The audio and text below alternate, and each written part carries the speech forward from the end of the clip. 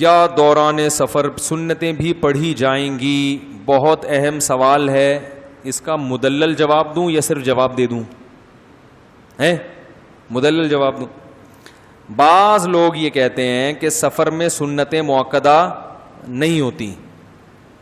دلیل یہ دیتے ہیں کہ سفر میں جب اللہ نے 4 فرض میں اتنی آسانی کر دی کہ وہ 2 کر دیے, تو سنتیں تو فرض سے بھی ہلکی چیز ہیں, ان کو پڑھنے کی چندہ ضرورت نہیں ہے. اس لیے میں نے آپ دیکھا ہے رواج بن گیا کہ سفر میں لوگ سنت مؤکدہ نہیں پڑھتے, رواج بن گیا. تو یہ غلط ہے. سفر میں سنت مؤکدہ ہی رہتی ہے. رہا یہ منطق کہ جب اللہ نے 4 کے 2 کر دیے, اتنی آسانی دے دی, تو سنت مؤکدہ تو 4 سنت ظہر کی پڑھو, پھر 2 فرض, پھر 2 سنت, تو اتنی لمبی نماز ہے تو 4 کے 2 کرنے کے تکلف کی ضرورت کیا تھی؟ لوگ یہ لاجک پیش کرتے ہیں. اس لاجک کا جواب یہ ہے کہ عبادات یہ توقیفی ہوتی ہیں, ان میں قیاس کا دخل نہیں ہوتا. قیاس کا وہاں دخل ہوگا جس کی کچھ شرائط ہیں, وہ بھی موضوع نہیں ہے, تو پھر وہ لمبی بات ہو جائے گی. عبادات توقیفی کا مطلب جیسے بتایا ویسے ہے, اس میں اپنی طرف سے کانٹ چھانٹ کی اجازت نہیں ہے. جیسے میں نے ابھی نماز سے پہلے مثال دی تھی کہ روزے میں اللہ نے بیمار کو اجازت دے دی روزہ چھوڑنے کی, مسافر کو اجازت دے دی. اب آپ اس پہ مزدور کو قیاس نہیں کر سکتے کہ بیماری میں اتنی تکلیف نہیں ہوتی روزہ رکھنے میں, جس نے گڑھا کھودنے والے کو تو روزے میں اور تکلیف ہوتی ہے, لہذا اس کے لیے روزہ چھوڑنا تو بطریق اولا جائز. او بھائی, یہ آپ کو خود سے فنڈر بننے کی ضرورت نہیں ہے. بیماری میں اللہ نے اجازت دی ہے, چھوٹی بیماری ہو بڑی بیماری ہو. سفر میں اللہ نے اجازت دی ہے, چاہے سفر میں ٹینشن ہو یا نہ ہو. باقی پیاس کی ٹینشن کو اللہ نے ٹینشن نہیں مانا. مزدور جب گڑھا کھودے گا تو اس کو پیاس لگے گی نا, بہت زیادہ لگے گی. عام لوگوں کو کم لگتی ہے اور اس کو زیادہ لگے گی. تو شریعت نے اس پر مدار نہیں رکھا کہ جس کو زیادہ پیاس لگنے کا خطرہ وہ روزہ چھوڑ سکتا ہے, جس کو کم پیاس لگے وہ روزہ نہیں. یہ نہیں ہے. پھر تو بہت سے لوگ کہیں گے کہ یار میں روزہ نہیں بھی رکھتا تو بھی مجھے بہت پیاس لگتی ہے, میں مزدوری نہیں بھی کرتا تو بھی مجھے بہت پیاس لگتی. پیاس, بھوک اور پیاس تو روزہ ہے ہی بھوک اور پیاس کے لیے. وہ تو جتنا مرضی لگ جائے, جتنا مرضی بھوک لگے, جتنی مرضی پیاس لگے, اس میں آپ کو روزہ چھوڑنے کی اجازت نہیں ہے. تبھی آپ دیکھو گرمیوں میں بھی روزہ اسی طرح واجب جیسے سردیوں میں. حالانکہ سردیوں میں پیاس نہیں لگتی, گرمیوں میں زیادہ. اور جس دن بہت زیادہ گرمی ہو بہت زیادہ پیاس. جو اے سی میں بیٹھا ہوا ہے اس کو کم پیاس, جو دھوپ میں گھوم رہا ہے اس کو زیادہ پیاس. تو کہیں بھی آج تک کسی فقیہ نے نہیں لکھا کہ جو دھوپ میں سفر کر رہا ہے اس کے لیے روزہ چھوڑنا جائز ہے, اے سی والوں کے لیے وہ روزہ رکھنا واجب ہے. تو یہ کوئی ایسی چیز بن جائے گی جو آپ کا اپنا دین بن جائے گا. اسلام نے ایک اصول بیان کر دیا, مسافر مریض ان کو روزہ چھوڑنا جائز ہے, چاہے مسافر کو تکلیف ہو یا نہ ہو, اس کے علاوہ کسی کو جائز نہیں ہے. ہاں مزدور روزہ رکھے گا, پیاس ناقابل برداشت ہو گئی, بیماری کا خطرہ ہو گیا, تو پھر بیمار کو روزہ چھوڑنا چھوڑ بھی سکتا ہے, توڑ بھی سکتا ہے. ابے کیا ہو گیا, سمجھ کیوں نہیں رہے؟ مزدور نے روزہ رکھا اور حالت اتنی خراب ہو گئی کہ اگر وہ پانی نہیں پیے گا تو ڈی ہائیڈریشن ہو جاتا ہے نا, وہ کیا کہتے ہیں اس, ایسی بیماری ہو گئی کہ اب اس کے خطرہ ہے کہ بیمار نہ ہو جائے, ایسی حالت ہو گئی کہ خطرہ ہے کہ بے ہوش نہ ہو جائے, بی پی بہت زیادہ لو ہو گیا اس کا. خطرہ جہاں بیماری کا آئے گا تو اب ہم پیاس کی وجہ سے نہیں, اس بیماری کی وجہ سے کہیں گے کہ آپ روزہ توڑ دو. یا مرنے کا خطرہ ہو گیا تو جان بچانا پہلے ضروری ہے. سمجھ رہے ہو؟ اس کو کسی شرعی اصول کے تحت لایا جائے گا.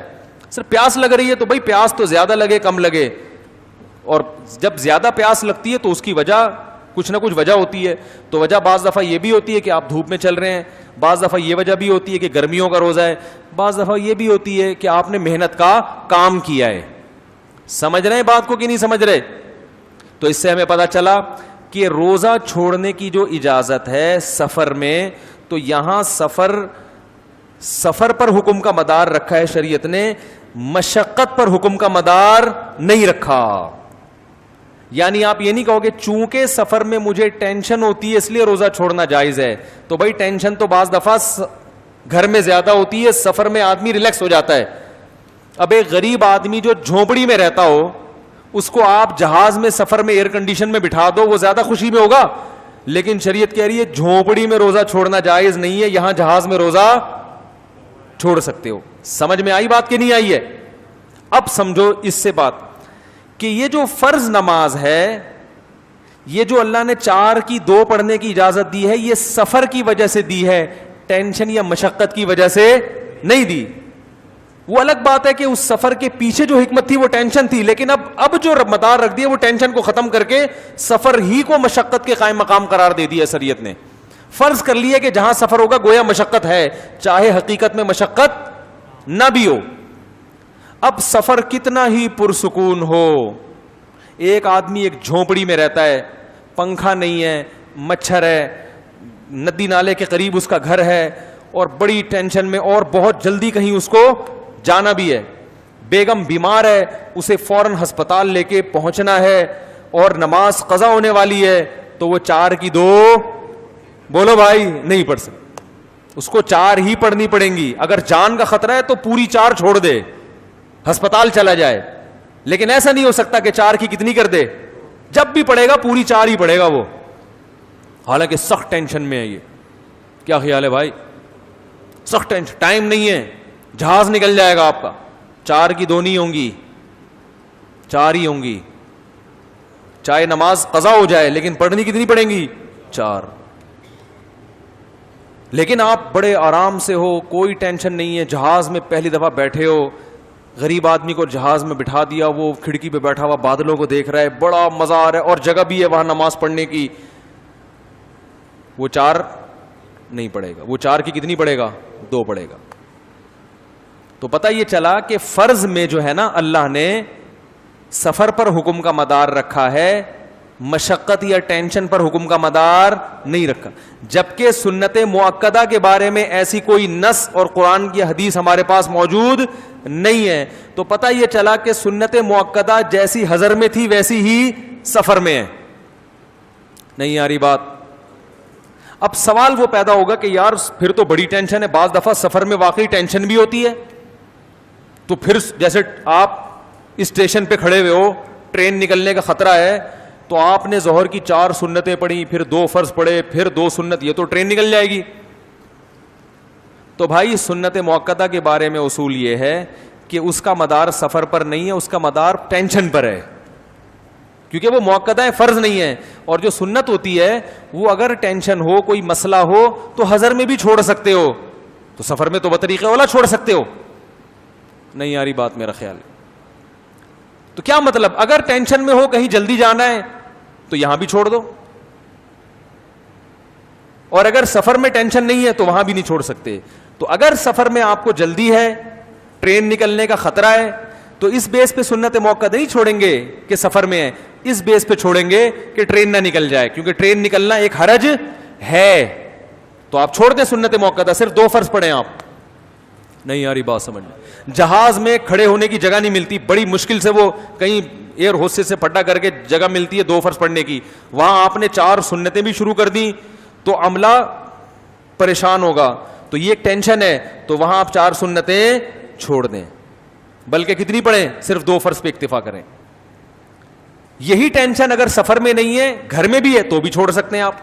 کیا مطلب, آپ آرام سے بیٹھے ہوئے, آفس جانا ہے آپ نے, صحیح ہے نا, لنچ ٹائم ملتا ہے نا آفس میں لوگوں کو, تو آپ کہیں آنکھ لگ گئی تھی, دیر سے اٹھے, اب آپ کو پتا ہے کہ میرے پاس صرف 4 فرض کا ٹائم ہے, سنتوں میں لگ گیا تو آفس میں لیٹ ہو جاؤں گا, وہاں باس کی جھاڑ پڑے گی. تو آپ سفر میں نہیں ہے تو بھی سنت موقدہ, ارے بولنے میں کوئی پابندی لگائی ہے گورنمنٹ نے, سنت موقدہ چھوڑ سکتے ہیں آپ.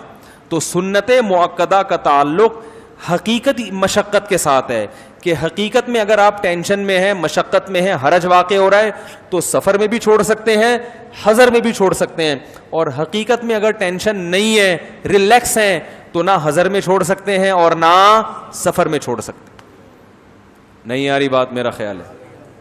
اب میں سفر میں کب سنتیں پڑھتا ہوں, کب نہیں پڑھتا, اصول یہ ہے کہ جب میں ٹرین میں سفر کر رہا ہوں, یا جہاز میں تو صرف 2 فرض یا 2 فرائض پر اکتفا کرتا ہوں, فجر کی سنتوں کے علاوہ کوئی سنت نہیں پڑھتا, کیونکہ ٹرین میں نماز پڑھنا مشکل ہوتا ہے.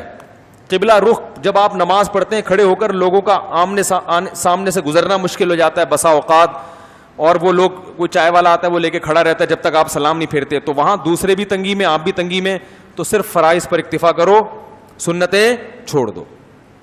اسی طرح اسٹیشن پہ اتر گئے, سنتوں میں لگ گئے, ٹرین نہیں بھی نکلے تو خطرہ لگا رہتا ہے, یار ہارن بجا تو فرض کھٹائی میں پڑ جائے گا نا, ٹینشن رہے گی. پھر دوسرا اسٹیشن پہ ٹائم کم ہوتا ہے, آپ نے وضو بھی کرنا ہے, گھر والوں کے لیے کچھ فیملی کے ساتھ جا رہے ہو تو کوئی خربوزہ بھی خریدنا ہے, آم بھی خریدنا ہے, وہاں سے کبھی کبھار چائے بھی لے لیتا ہے آدمی, تو اس ٹائم میں وقت, سنتوں میں وقت لگا لیا تو وہ ٹینشن.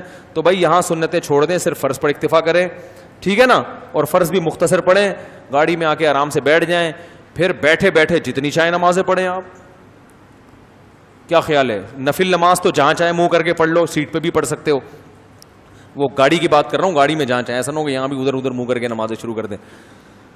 لیکن جب کسی مقام پہ پہنچ گئے, اب آپ لاہور گئے اور لاہور آپ کا 3-4 دن ٹھہرنے کا ارادہ ہے, تو ہیں تو آپ اب بھی مسافر, لیکن وہاں آپ کسی کے گھر جا کے ٹھہرے, پھر آپ کو اے سی روم ملا ہوا ہے, آپ آرام سے ہنسی خوشی زندگی گزار رہے ہیں, پھر آپ سنت موقدہ پڑھیں گے. فرض تو 2 ہی پڑھتے رہیں گے, لیکن سنت موقدہ پوری پڑھیں گے. وہاں یہ کہنا کہ چونکہ سفر ہے تو سنت موقدہ چھوڑ دوں, یہ آپ کی دلیل صحیح نہیں ہوگی. تو اس لیے سفر میں جب جایا کریں, اگر ٹینشن کی حالت میں نہ ہو, سکون اطمینان کی حالت میں ہو, تو سنت موقدہ بھی تمیز سے پڑھا کریں. ہاں ٹینشن ہے, جلدی ہے, پھر چھوڑ دیں, کیونکہ پھر بھی فنڈر گیری کریں گے, اب آپ کو بھی نقصان ہوگا, گھر والوں کو بھی. بعض لوگ کھڑے ہو جاتے ہیں اسٹیشن پہ, پوری سنت موقدہ تمیز سے شروع کر دی. ابے ٹرین ہارن بجا رہی ہے بھائی, اور آپ امام بھی ہو, لوگ آپ کا انتظار بھی کر رہے ہیں, 2 فرض پڑھاؤ, بیٹھو یار جا کے. پھر وہ فرض شروع کرتے ہیں تو وہ پوری سنت قرات, فرض میں کیا شروع کر دیں گے, اتنی لمبی قرات شروع کر دیں گے, لوگوں کا ایمان کا امتحان لے رہے ہیں. اب وہ ہارن بجنا شروع ہوتا ہے, پبلک مقتدی پیچھے سے کھسکنا شروع, تو جنت کے جو نچلے درجے میں جائے گا وہ سب سے پہلے کھسکتا ہے, جو جنت الفردوس والا وہ آخر تک امام کے, یعنی اس طرح امتحان لے رہے ہوتے ہیں امام صاحب. تو اسٹیشن پہ نماز پڑھنی ہو, جہاز میں نماز پڑھنی ہو, بہت مختصر کرتے ہو, انا اطعنا پڑھ لیں فجر میں آپ, کیونکہ سفر ہے. نبی صلی اللہ علیہ وسلم نے سفر میں مشقت تھی, آپ صلی اللہ علیہ وسلم نے عشاء کی نماز میں والتین والزیتون پڑھی ہے, اور فجر میں سورہ فلق اور سورہ ناس پڑھی ہے. لیکن جب اطمینان کی حالت میں آ گئے, پھر فجر میں انا اطعنا نہیں پڑھی جائے گی بھائی. فجر میں پھر طوال مفصل, لمبی لمبی صورتیں. سب سے لمبی نماز کون سی ہوتی ہے؟ قرات فجر کی ہوتی ہے. سمجھ رہے ہو کہ نہیں سمجھ رہے؟ اور اس کے خلاف کرنا قابل ملامت ہے. تو یہ فقہا سے دین سیکھا کریں, باقی لوگوں سے دین سیکھنے کی چندہ ضرورت نہیں ہے. ان کو نہیں پتہ بیچاروں کو, ٹرم سے واقف نہیں ہے, اصطلاحات سے واقف نہیں ہے.